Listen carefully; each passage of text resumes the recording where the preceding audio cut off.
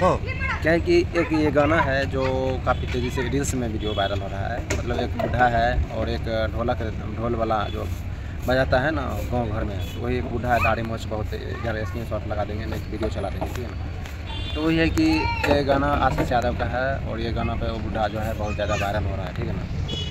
तो अच्छा लगता है सुनने में। उसके पाँव में क्या कहता है झुनूर, मतलब झुनझुना जो होता है उसमें बंधा हुआ है, देख सकते हैं, वीडियो हम चला रहे हैं। तो खैर आजकल हम जो है वीडियो नहीं दे पा रहे हैं रेगुलर कंटेंट, ठीक है ना। तो क्षमा कीजिएगा भाई, छोटा भाई समझ के माफ़ कीजिएगा। बस चैनल पर बने रहिएगा, ठीक है ना।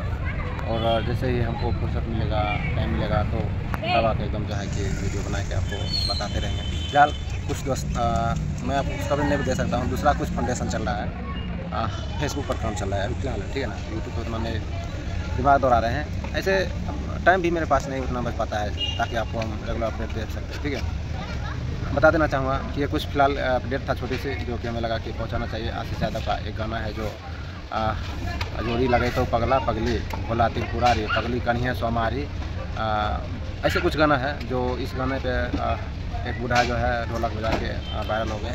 जी कुछ धन्यवाद।